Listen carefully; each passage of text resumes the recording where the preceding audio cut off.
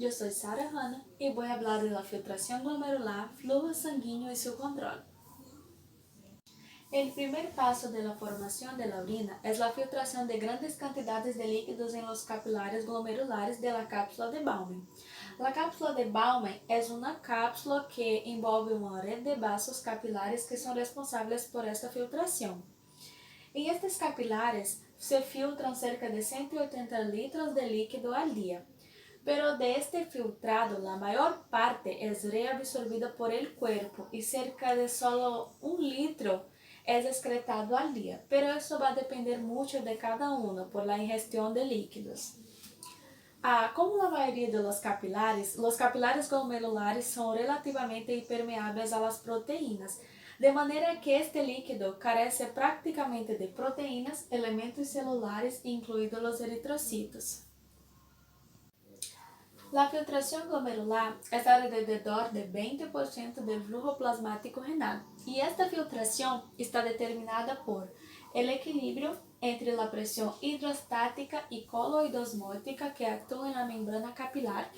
Esta presión hidrostática es la presión que ejerce la sangre contra la pared del vaso y la presión coloidosmótica es la presión que ejerce las células de la sangre contra la sangre. Y también está determinada por el coeficiente de la filtración capilar. Los capilares glomerulares tienen una filtración mucho mayor que la mayoría de los otros capilares, pues ellos tienen una presión hidrostática mucho más alta. En un adulto medio, por ejemplo, la filtración glomerular es de unos 125 ml por minuto. Aquí también podemos observar una tasa que es la tasa de fracción de filtración, que es igual a la filtración glomerular por el flujo plasmático renal. La membrana glomerular es igual a los otros capilares, excepto que ella posee 3 capas al invés de 2 que son los otros capilares. La membrana más interna es el endotelio capilar, que se caracteriza por estar perforados de cientos de pequeños agujeros que son llamados fenestraciones, que son similar a los capilares fenestrados de líquido. Redondeando al endotelio está la membrana basal, que se caracteriza por constar una red de colágenos y fibrillas de proteoglucano, que tiene grandes espacios. A través de estos espacios se pueden filtrarse grandes cantidades de sal y soluto. La parte final de la membrana glomerular es una capa de células epiteliales que recubre la superficie externa del glomérulo.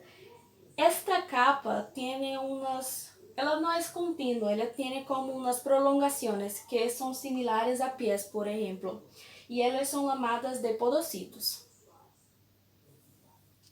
En esta imagen podemos mirar estas membranas. Esta parte de acá es la cápsula de Bowman, donde posee los capilares.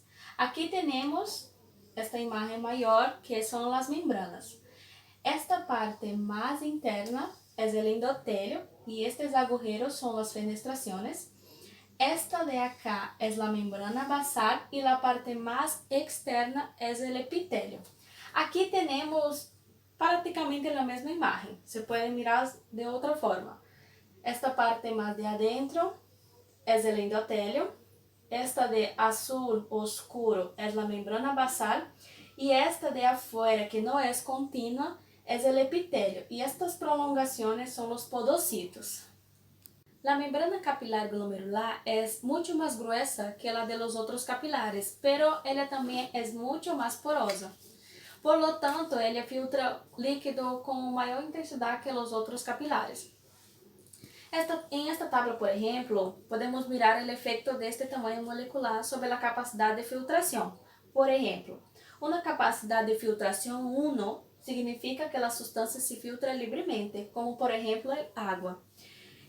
Una capacidad de filtración de 0,75 significa que esta sustancia se filtra con una capacidad de 75% la del agua. Las moléculas grandes con carga negativa se filtran con menor facilidad que las moléculas con el mismo tamaño molecular y cargas positivas.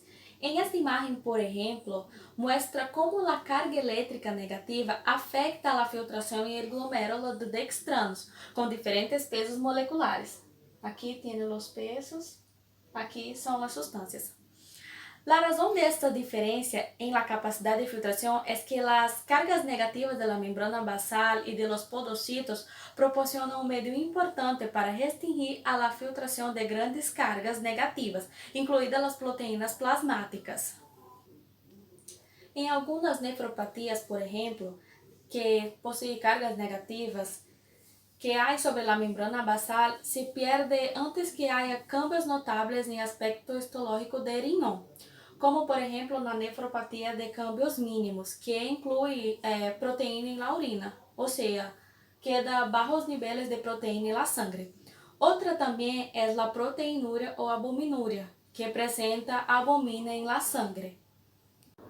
Determinantes de la filtración glomerular. La filtración glomerular está determinada por la suma de las fuerzas hidrostáticas y coloidosmóticas a través de la membrana glomerular, que da lugar a la filtración neta, y por el coeficiente de filtración glomerular.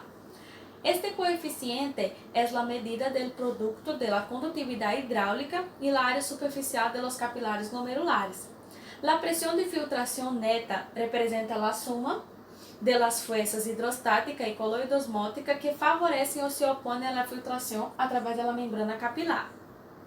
La presión de filtración neta normal es de 10 milímetros de mercurio, que es la suma de las fuerzas hidrostática y coloidosmótica que favorecen o se oponen a la filtración. Las fuerzas que favorecen a la filtración son la presión hidrostática glomerular y la presión coloidosmótica en la cápsula de Bowman, y las fuerzas que se oponen a la filtración son la presión hidrostática de la cápsula de Bowman y la presión coloidosmótica capilar glomerular. El coeficiente de filtración glomerular es la medida del producto de conductividad hidráulica y la área superficial de los capilares. Esta medida ela no puede ser medida directamente, pero se calcula de esta forma. La filtración glomerular es igual al coeficiente de filtración por la presión de filtración neta. Por ejemplo, la filtración glomerular en los riñones es de 125 ml por minuto y la presión de filtración neta es de 10 milímetros de mercurio. Entonces queda así. El coeficiente de filtración es igual a 12,5 ml por minuto por milímetro de mercurio. Factores que favorecen el aumento o la disminución de la filtración glomerular. Con el aumento del coeficiente de la filtración glomerular, aumenta la filtración glomerular. Con el aumento de la presión hidrostática en la cápsula de Bowman, disminuye la filtración glomerular. La presión en la cápsula de Bowman en los seres humanos es de aproximadamente 18 milímetros de mercurio en condiciones normales, ¿ya? Con el aumento de la presión coloidosmótica capilar glomerular, disminuye la filtración glomerular. Al aumentar el flujo sanguíneo renal, una fracción menor del plasma se filtra inicialmente fuera de los capilares glomerulares, lo que provoca un incremento, como puedo decir, un incremento de la presión coloidosmótica glomerular y un menor efecto inhibidor sobre la filtración glomerular. Com o aumento da pressão hidrostática capilar glomerular, aumenta a filtração glomerular. Os cambios em la pressão hidrostática glomerular são a principal forma de regular fisiológicamente a filtração glomerular. A pressão hidrostática glomerular está determinada por 3 variáveis, todas elas de baixo controle fisiológico, que são a pressão arterial, la resistência arteriolar aferente e la resistência arteriolar eferente. La presión arterial, ¿por qué? Porque con el aumento de la presión arterial tiende a elevar la presión hidrostática glomerular y por tanto aumentar la filtración glomerular. La resistencia arteriolar aferente, porque con el aumento de la resistencia arteriolar aferente reduce la presión hidrostática glomerular y disminuye la filtración glomerular. y la resistencia arteriolar eferente, porque la constricción de las arteriolas eferentes aumenta la resistencia de flujo y salida de la resistencia al flujo de salida de los capilares glomerulares. Flujo sanguíneo renal. En un hombre de 70 kilos, el flujo sanguíneo combinado a través de los riñones es de unos 1100 ml por minuto, a un 22% del gasto cardíaco. Considerando que los riñones constituyen solo alrededor de 0,4% del peso corporal, se puede percibir fácilmente que reciben un flujo sanguíneo grande comparado a los otros órganos. Flujo sanguíneo renal y consumo de oxígeno. Con respecto al gramo de peso, los riñones consumen normalmente el doble de oxígeno que el encéfalo, pero tiene 7 veces más flujo que la extracción arteriovenosa de oxígeno, relativamente baja comparada con la mayor parte de los restantes tejidos. Si el flujo sanguíneo renal y la filtración glomerular se reducen, se filtra menos sodio, se reabsorbe menos sodio y se consume menos oxígeno. La parte externa del riñón, la corteza renal, recibe la mayor parte del flujo sanguíneo renal. El flujo sanguíneo en la médula renal supone solo 1 a 2% del flujo sanguíneo renal total. Controle fisiológico de la filtración glomerular y del flujo sanguíneo renal. Los determinantes de la filtración glomerular que son más variables y están sujetos al control fisiológico son la presión hidrostática glomerular y la presión coloidosmótica capilar glomerular. Estas variables estão influenciadas por el sistema nervioso simpático a través de controles de retroalimentación intrínseco a los riñones y también hormonas y las altacoides, que son sustancias vasoactivas que liberan los riñones. Sistema nervioso simpático reduce la filtración glomerular. Casi todos los vasos sanguíneos de los riñones, incluidas las arteriolas aferentes y eferentes, están muy inervados por fibras nerviosas simpáticas. La fuerte activación de los nervios simpáticos renales puede contraer las arteriolas renales y reducir el flujo sanguíneo renal y la filtración glomerular. Los nervios simpáticos renales son más importantes para reducir la filtración glomerular durante trastornos agudos o graves, que pueden durar de varios minutos a pocas horas. Control hormonal y por altacoides de la circulación renal.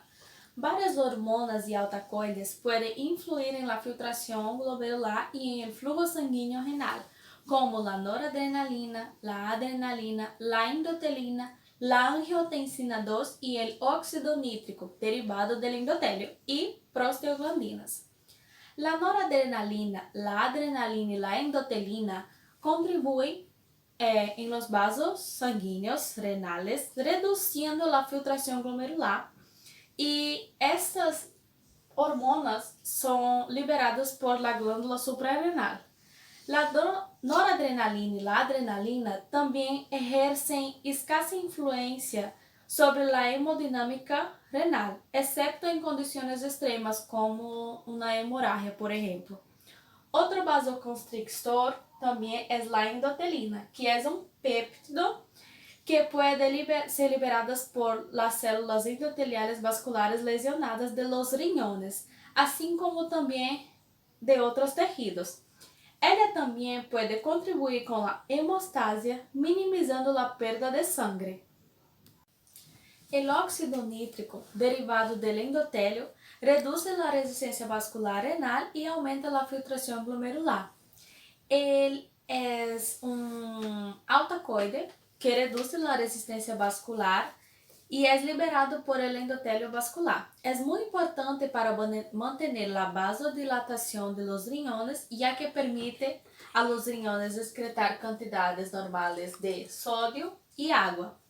En algunos pacientes hipertensos, o en pacientes con esteroclerosis, los daños en el endotelio vascular y el deterioro en la producción de óxido nítrico podrían ser la causa de la vasoconstricción renal y de la elevación de la presión arterial. Las prostaglandinas y la bradicinina. Las prostaglandinas y la bradicinina reducen la resistencia vascular y tienden a aumentar la filtración glomerular. Las hormonas y las alcacoides que producen vasodilatación aumentan el flujo sanguíneo renal y la filtración glomerular, en este caso las prostaglandinas. Ellas pueden amortiguar los efectos vasoconstrictores de los nervios simpáticos o de la angiotensina 2, especialmente sobre las arteriolas aferentes. Autorregulación de la filtración glomerular y del flujo sanguíneo renal.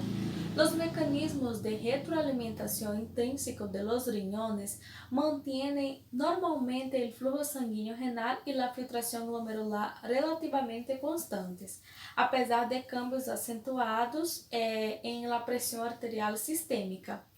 En los riñones, el flujo sanguíneo normal es mucho mayor que lo necesario para estas funciones de autorregulación.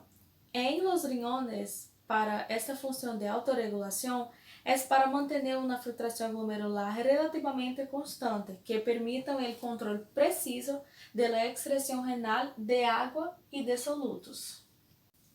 La importancia de la autorregulación de la filtración glomerular para evitar cambios extremos de la excreción renal es que los mecanismos autorreguladores renales no son perfectos, pero impiden potencialmente grandes cambios de la filtración glomerular.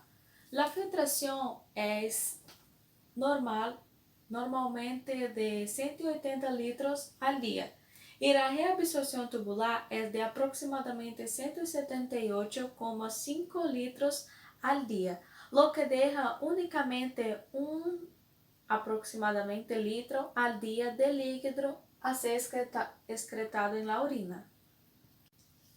Retroalimentación túbulo-glomerular y autorregulación de la filtración glomerular.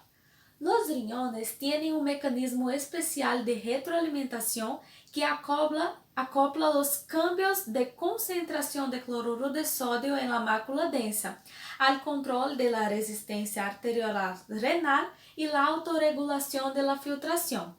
Esta retroalimentación ayuda a asegurar una llegada relativamente constante de cloruro de sodio al túbulo distal y ayuda a evitar fluctuaciones falsas a la excreción renal. La reducción del cloruro de sodio en la mácula densa dilata las arteriolas aferentes y aumenta la liberación de orina.